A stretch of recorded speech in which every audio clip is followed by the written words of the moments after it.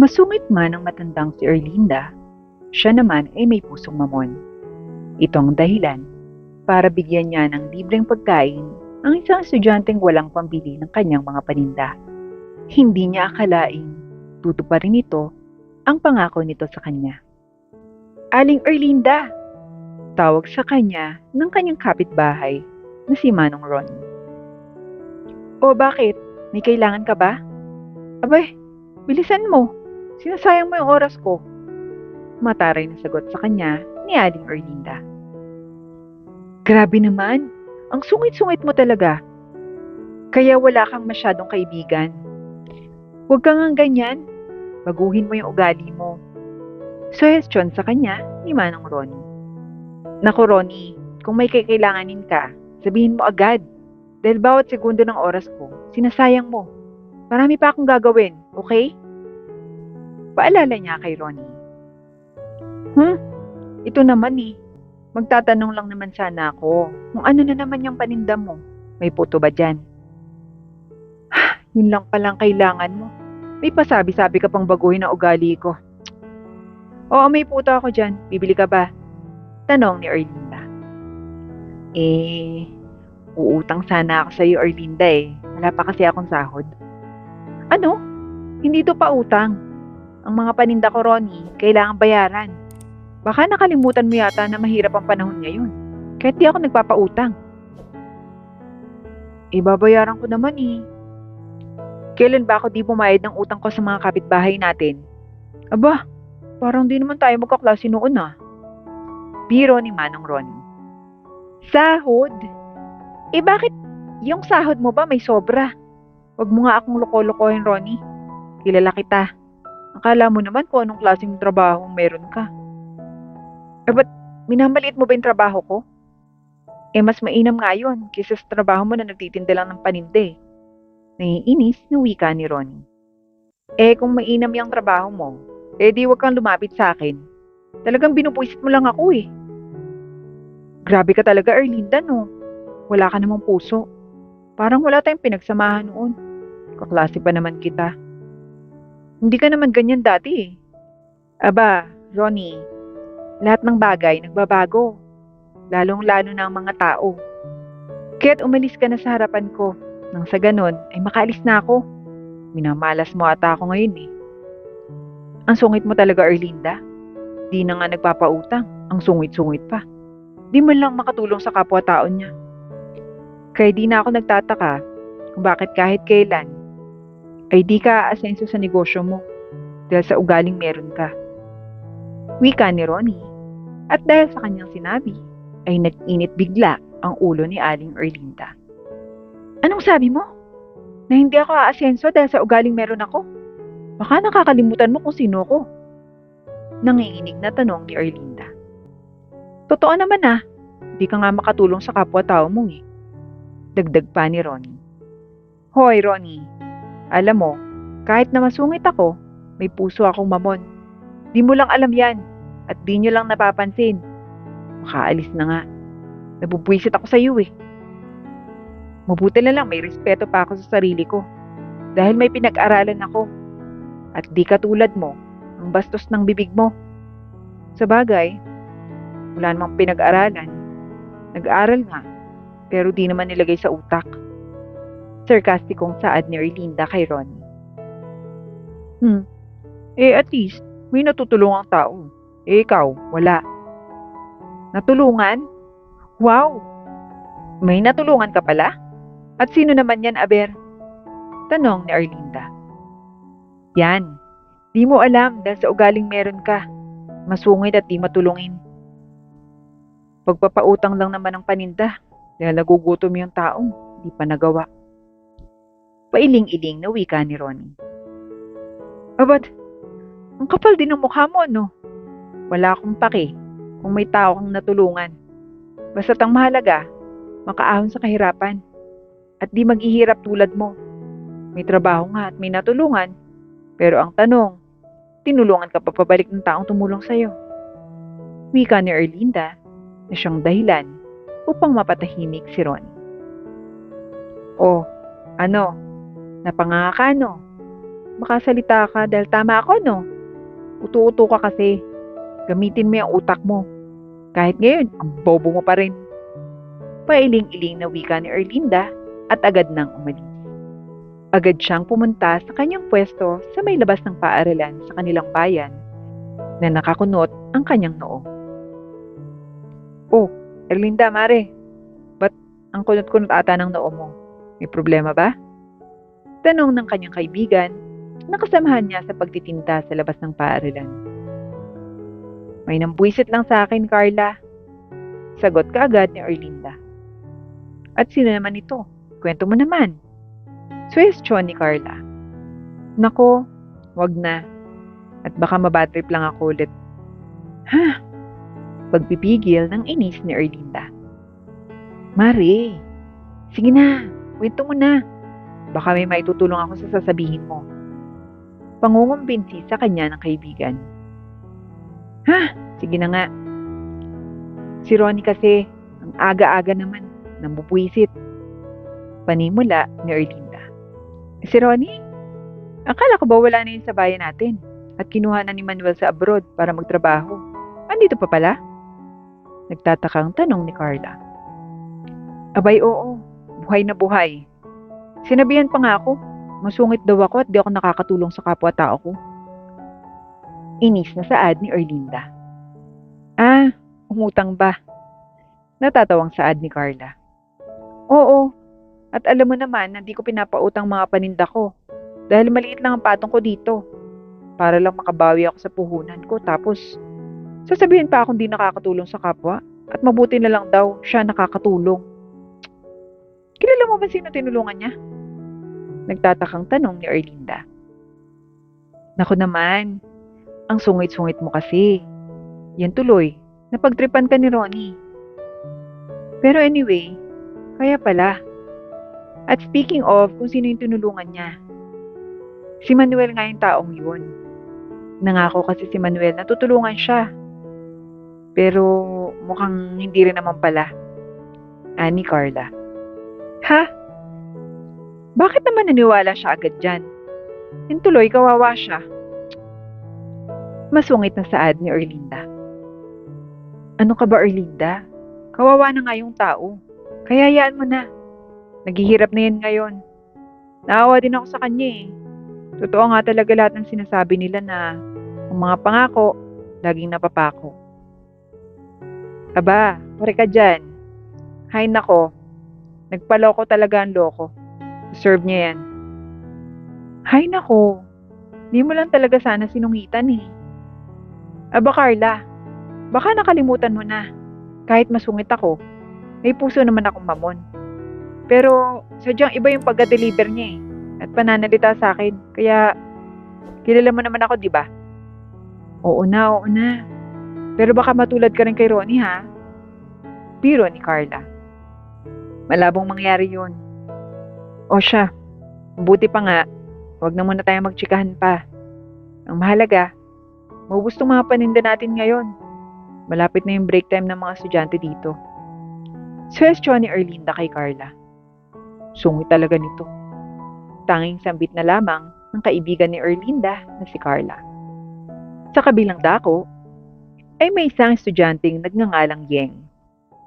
Siya ay mahirap lamang, subalit may isang salita sa bawat mga pangako niya. Yeng, break time. Sama ka ba sa amin? Tanong ng kanyang mga kaibigan. Dito na lang siguro ako sa classroom. Wala akong pera eh. Nahihiyang wika nito. Ay, ano ka ba? Halika na, libre ka namin. Sambit ng kanyang mga kaibigan. Huwag na, nakakaya naman palagi nyo na lang ako nililibre. Nahihiyang sambit niya. Ganun ba? Sure ka? Sige, ikaw bahala. Hay naku Yeng, nahihiya ka pa. Magkaibigan tayo. Kaya kung anong kakainin namin, dapat kakainin mo din. Pangungumbinsi ng isa pa niyang kaibigan. Tracy, okay lang talaga ako. Sige na, mauna na kayo. Okay lang ako.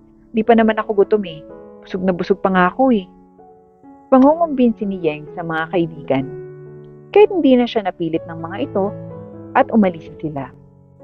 Si Yeng naman ay may kapatid na nag-aaral din at pareho sa eskwelahan nila. Ate, tawag ng kanyang kapatid. Jen, anong ginagawa mo dito? Di ka pa ba kumain? Nagtataka ang tanong ni Yeng sa kapatid. Ate, inaway ako ng mga kaklase ko at inubos lahat ng pagkain ko. Umiiyak nitong sagot. Ano? Tara, bili na lang tayo ng iba, okay? Tahan na, huwag nang umiyak. Nalulungkot na saad ni Yeng habang pinapatahan ng kanyang kapatid. Pero ate, wala naman tayong pera eh. Hindi ka naman binigyan ng baon ni nanay at tatay. Umiiyak na saad ng kanyang kapatid. Huwag ka mag-alala dyan, akong bahala. Di ka na, sumama ka na lang kay ate. Saad ni Yeng sa kanyang kapatid at agad naman silang naglakad palabas ng kanilang paaralan. Alam sa sarili ni Yeng na wala siyang pera at manghihingi na lamang siya ng pagkain sa mga nagtitinda sa labas ng kanilang paaralan. Hintayin mo lang dito si ate ha. Susubukan kong manghingi ng pabor kay Aling Erlinda. Sana mabait naman siya. Panimula ni Yeng. Ate wag! Masungit yung matanda na yun ate. Promise, palagi yung galit na galit. Baka pagalitan ka lang. Natatakot na pagpigil ng kanyang kapatid sa kanya. Jen, ako nang bahala. Lahat naman siguro ng tao may malambot na ugali sa kanilang puso. Kailangan mo lang talagang hanapin kung saan sila lalambot. Pero ate, marami pa namang tao, baka mapahiya ka lang. Jen, kahit na mapahiya ako sa maraming tao, ang mahalaga makakain ka. Dahil prioridad ko yung kalusugan mo. Bilang nakatatandang kapatid, kailangan kong sumugad. Seryosong saad ni Yeng na siyang naging dahilan upang mapayuko si Jen. Sorry ate, nadamay ka pa dahil sa akin. Pabigat lang talaga ako. Shh! Jen, tumingin ka kay ate. Hindi mo kasalanan to, okay? Responsibilidad ko bilang ate mo to. Sige na, at baka maubusan pa tayo ng paninda ni Aling Erlinda. Paalam ni Yeng sa kanyang kapatid na si Jen at lakas ng loob na naglakad patungo sa kinaroroonan ni Aling Erlinda. Kaya ko to. Sambit ni Yeng sa kanyang sarili. Aling Erlinda. Tawag ni Yeng kay Erlinda. Kilala mo ko? Nagtatakang tanong ni Erlinda. Aba Mare, sino namang hindi makakakilala sa iyo? Halos kilala ka ng lahat ng mga estudyante dito. Dahil sa kasungitan mo nga, di ba bata? Natatawang wika ni Carla. Hindi naman po. Kilala ko lang po si Aling Erlinda. Kasi kilala yung mga pagkain niya na masasarap at swak na swak sa budget. Nakangiting wika ni Yeng. Ano ba talagang kailangan mo bata? Bibili ka ba? Tanong ni Erlinda. Bibili po sana ako. Kaso may problema po ako eh. Malungkot na saad ni Yeng. Umalis ka na lang. Wala akong panahon para ipuutang yung mga paninda ko. Ano ba yan? Eh kung kanina pinatrip ako ni Ronnie eh. Ikaw naman ngayon? Inutusan ka ba ni Ronnie? Naiinis na tanong ni Erlinda. Eh hindi po Aling Erlinda. Sa katunayan po, palagi po akong bumibili ng mga paninda niyo eh. Kaso ngayon lang po talaga, walang-wala po talaga ako eh. Kailangan ko lang po ng pagkain na paninda niyo para po sa kapatid ko. Pakikiusap ni Yeng. Pwede ba bata? Wala akong panahon sa mga ganyan. Mataray na saad ni Aling Erlinda. Hoy Erlinda, ano ka ba? Maawa ka naman sa bata oh. Mukhang totoo naman talaga na nangangailangan siya ng tulong. Huwag ka nga masungit dyan. Suwestyon naman ni Carla kay Erlinda. Alam mo ba bata? Kilala ako masungit. Pero bakit ba Lord, ngayon, sinusubukan mong pagkakaroon ko ng pusong mamon? Aling Erlinda, tulungan mo na po kami. Pangako ko po sa inyo, tutulungan ko po kayo sa pagtitinda ng mga paninda nyo. Ako po yung bahala para maging mas kilala yung paninda nyo sa paaralan namin. At maging sa mga guro po. Sure po magiging patok na patok po yung mga paninda nyo, pangako po. Pangangako ni Yeng kay Aling Erlinda. Napahalakhak naman ng tawa si Aling Erlinda sa sinabi ni Yeng. Anong pangalan mo bata? Yeng po. Alam mo Yeng, masungit ako. Pero may pusong mamo naman. Sige na, kumuha ka na dyan ang gusto mong pagkain at ibigay mo sa kapatid mo. Maraming salamat po Aling Erlinda. Yung pangako ko po sa inyo, tutuparin ko po. May determinasyong wika ni Yeng. Ngumiti na lamang si Aling Erlinda sabay-sabing, Bata, wag kang mangangako. Narinig mo na ba yung mga sinasabi nila? Na palaging ang mga pangako ay laging napapako. Yun nga ang pangako ng gobyerno. Pati ng mga taong profesional na nangako sa akin. Hindi natupad. Ikaw pa kayang isang musmus lang? Pero Aling Erlinda, lahat po ng mga pangako ko, tinutupad ko. Bata, wag mo nang pilitin na maniwala sa si Erlinda. Dahil sa marami niyang mga na-experience sa buhay niya, sa mga pangako na hindi natutupad ng mga taong nangako sa kanya. Kaya sana maintindihan mo ha. Payo sa kanya ni Carla. Ang mabuti pa Yeng, umalis ka na. Baka nagugutom na yung kapatid mo. Suwestyon naman ni Erlinda. Sige po, maraming salamat sa pagkain po Aling Erlinda at Aling Carla. Basta, ang pangako ko po, tutuparin ko. Wika ni Yeng at umalis na. Nang makaalis naman ang batang si Yeng, ay agad na nagsalita si Aling Carla. Aba, parang seryoso yung batang yun ah. Wika ni Carla. Nako, wag mo na yang isipin Carla. Wala talagang pangako na natutupad. Sagot ni Erlinda. Sa bagay, Mare. Pero, buhay pa pala yung pagiging pusong mamon mo ha. Biro sa kanya ng kaibigan niyang si Carla na siyang naging dahilan upang mainis si Aling Erlinda. Huwag mo na nga akong inisin, Carla. Isa ka pa. Mabait naman talaga ako ah. At pasalamat yung batang yun na umiral yung pagiging mabait ko. Naku, pag hindi talaga, hindi ko alam kung ano masasabi ko sa kanya. Pero alam mo, kawawan man yung batang yun, no? Pero alam mo, may nararamdaman akong kakaiba sa kanya. Dahil sa lahat ng mga batang humingi ng pabor sa iyo, Erlinda, siya pala ang tanging batang tinulungan mo at nagpatibok ng pusong mamon mo. Natatawang saad ni Carla. Kawawa naman talaga yung batang yun, Carla.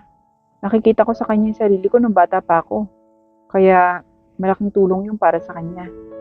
At yung pangako niya, babaliwaliin ko na lang yun. Kasi alam mo naman walang pangako natutupad, di ba? Oo naman. Pagsang-ayon naman ni Carla.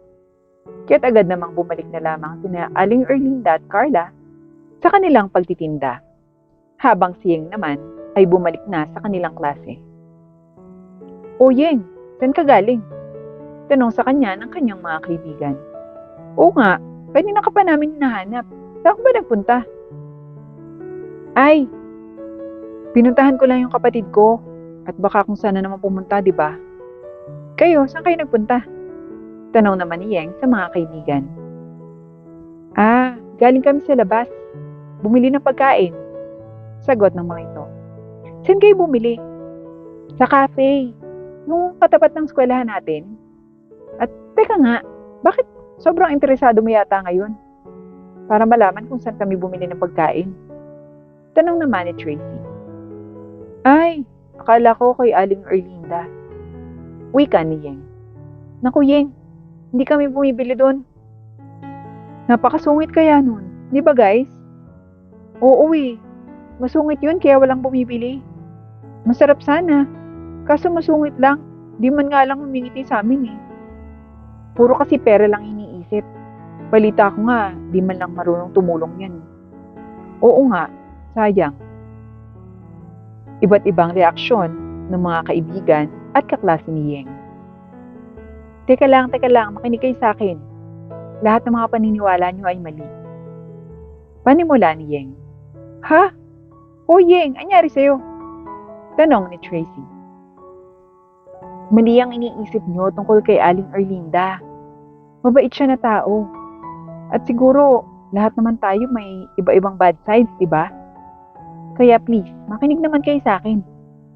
Pakiusap ni Yeng sa kanyang mga kaklase. At bakit ka naman namin pakikinggan, Yeng? Kilala mo ba si Aling Erlinda? Tanong ng isa sa kanyang mga kaklase. Oo nga, hindi ka nga namin nakikitang bumibili sa kanya eh. So ngayon, sabihin mo sa amin, bakit namin kailangan bumili sa kanya? Dagdag na tanong ng isa sa kanyang mga kaklase. Teka nga, makinig nga muna tayo kay Yeng. Ano ba kayo? Saway ni Tracy sa mga kaklase niya. Okay. O ngayon, explain mo nga yan kung bakit. Mataray na saad ng kanyang mga kaklase, kaya't huminga muna ng malalim si Yeng bago nagsalita. Alam kong mahirap paniwalaan, guys. Pero deserve ni Aling Erlinda na bilhan ng kanyang mga paninda. Dahil sa napakabait niya. Kilala niyo naman siguro ako na mahirap lang kami. At palagi lamang ako at ang kapatid ko ang nililibre ni Tracy. Wala naman kasi kaming baon na pambili ng mga tinitinda dito. Kaya kanina, wala talaga akong pera. Kaya hinapalan ko yung pagmumukha ko para humingi ng pagkain kay Aling Erlinda. Kahit na alam ko masungit siya. Pero hindi pala. Mabait siya at may pusong mama na tao. Kaya sana naman, doon na kayo bumili sa kanya. Tulungan niyo siya sa negosyo niya. Dahil yun lang ikinabubuhay niya. Mahabang paliwanag ni Yeng sa kanyang mga kaklase. So you mean, soft in the inside pala yan si Aling Erlinda? Hindi makapaniwalang tanong ni Tracy. Totoo yan, Tracy. Ganun ba, Yeng? Sige, try namin bumili doon. Kawawa naman pala siya. Akala talaga namin, di siya matulungin at sobrang masungit. Pero hindi naman pala. Ako nga rin nagulat eh. Pero di ba hindi pa naman huli ang lahat? Nakangiting saad ni Yeng sa kanyang mga kaklase na siyang naging dahilan upang magsitanguan ng mga ito at maniwala kay Yeng. Kaya't nang mag-break time ulit ang mga kaklase ni Yeng ng hapon, ay agad silang pumunta sa pwesto ni Aling Erlinda. Mare, marami ka atang customer ngayon no? Tingnan mo yung mga batang yan, mukhang papunta sa'yo. Turo ni Carla sa mga estudyanteng paparating. Ha? Baka hindi naman. Palagi lang talaga yung dumadaan dito. Sagot naman ni Erlinda, subalit nagulat na lamang siya nang lumapit ang mga ito sa kanya. Hi po! Nakangiting bati ng mga estudyante. O, ano mga kailangan nyo? Kinakabahang tanong ni Aling Erlinda dahil sa tila ba naguguluhan siya sa mga nangyayari. Ngumiti naman po kayo. Mas bagay po sa inyo, Ali, yung ngumiti. Andito po kami para bumili sa inyo ng pagkain. Nakangiting sagot ng mga estudyante. Ha? Nagtatakang tanong ni Erlinda. Erlinda, Mari, bibili sila ng paninda mo. Aba, ang swerte mo naman at mauubos agad yung mga yan. Biro ni Carla. Deserve naman po ni Aling Erlinda na mabilihan po. Oo nga po, akala namin ang sungit nyo, hindi naman pala. Aba, sinong nagsabi sa inyo na hindi masungit mga bata? Tanong ni Carla. Habang si Aling Erlinda ay hindi makapagsalita sa gulat at saya na kanyang nararamdaman sa ngayon. Dahil sa wakas ay marami na siyang mga customers. Masarap talagang pagkain pala dito oh. Oo nga no, dito na tayo bibili. Sayang ang pera natin dyan sa cafe oh. Ay nako, mabuti na lang talaga at sinabihan tayo ni Yeng. Saad ng mga estudyante at bigla na lamang na curious si Aling Erlinda, kaya't agad siyang nagtanong. Excuse me, mga bata, tama bang narinig kong pinag-usapan niyo si Yeng? Tanong ni Erlinda. Ay, opo. Sinabi niya sa amin na mali kami sa pag-aakala na masungit kayo at maldita. Pero ibang-iba pala po sa pagkakaalam namin. Sagot ng estudyante. Ah, ganun ba? Ano pang sinabi sa inyo ni Yeng tungkol sa akin? Gusto ko lang namang malaman. Ay, Ali, sabi niya po, sa pamamagitan ng pagbili namin ng mga pagkain sa inyo, malaking tulong para sa inyo. Dahil may pangako daw po siya sa inyo. Sagot ng mga ito. Ganun ba? Opo, Aling Erlinda. Mawalang galang na po, pero kailangan na po namin bumalik sa klase. Paalam ng mga estudyante. Oh my gosh, Mare! Tinupad talaga na batang yun ang pangako niya sa'yo. Hindi makapaniwalang saad ni Carla. Hindi ko din akalain, Mare. May mga tao po palang tumutupad talaga ng usapan. Gusto ko siyang pasalamatan, Mare. Wika ni Aling Erlinda. Abay dapat lang. Biruin mo. Yun ang naglakas ng loob talaga na siyang pagsabihan ng iba na bumili sa'yo. Naku, Mare. Huwag ka nang maging masungit. Kaya pala walang masyadong bumibili sa'yo. Natatawang saad ni Carla. Oo nga, Mare. Pero Mare, mauna na ako ha. Hanapin ko lang muna yung batang si Yeng para kahit papano makapagpasalamat ako sa kanya. Paalam ni Erlinda at agad na hinanap ang batang si Yeng sa loob ng paaralan. Subalit hindi na niya ito nakita at ilang araw nagdaan. Subalit hindi niya ito kailanman nakita pang muli. Isang araw, habang dinadagsa na naman ang mga paninda ni Aling Erlinda, ay nakita niya si Yeng na dumaan. Yeng! Tawag niya sa bata. Pero mukhang hindi nito narinig ang tawag niya. Maring Carla, pakibantayin mo nga muna tong paninda ko. Parang nakita ko si Yeng, kaya kailangan ko siyang puntahan. O sige na, malis ka na. Baka hindi mo na naman maabutan. Pagtataboy ni Carla kay Aling Erlinda. Yeng, teka lang! Tawag ni Aling Erlinda na siyang dahilan upang matigil si Yeng at mapayuko. Matagal na kitang hinahanap eh. Bakit parang hindi kita nakikita na dumadaan dito? Gusto ko lang magpasalamat pala sa tulong mo. At pasensya ka na kung naging bastos ako nung nangako ka sa akin.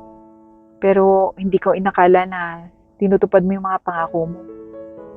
Masayang wika ni Aling Erlinda. Wala pong anuman, Aling Erlinda. Pero may kailangan po akong gawin eh. Saad ni Yeng at agad na itong umalis. Pero teka, Yeng, may problema ka ba? Ani Aling Erlinda at hinawakan ng braso ni Yeng upang makaharap ito sa kanya. Wala naman po. Masaya lang po ako sa iyo dahil nakatulong po ako sa inyo. Nabayaran ko na po yung utang na loob ko po sa inyo sa pagtulong niyo sa akin. Nakangiting saad ni Yeng. Yeng, alam kong may problema ka. Sabihin mo nga sa akin. Pakiusap ni Aling Erlinda at agad namang sinabi ni Yeng na nasa ospital ang kanyang kapatid. Kaya't umiiwas siya kay Aling Erlinda dahil baka tulungan na naman siya nito at wala na siyang mukhang maiharap dito. Huwag kang mag-alala, Yeng. Ikaw yung nagpabago sa akin. Kaya tutulungan kita sa problema mo. At huwag kang mag-alala. Hindi ako manghihingi ng kapalit. Hinanap kita para pasalamatan. At magtutulungan tayo, okay? Nakangiting saad ni Aling Erlinda at agad din niyang tinulungan si Yeng. Dahil doon, ay naging matalik na magkaibigan ang dalawa. Tinutulungan ni Yeng si Aling Erlinda sa pagpopromote ng mga paninda nito, kapalit ng mga tulong na ibinibigay ni Aling Erlinda sa kanilang pamilya. Nang dahil sa ginawa ni Yeng, ay natutunan ni Aling Erlinda na lahat ng tao ay matutupad ang mga pangako kung talagang may commitment na gawin ito.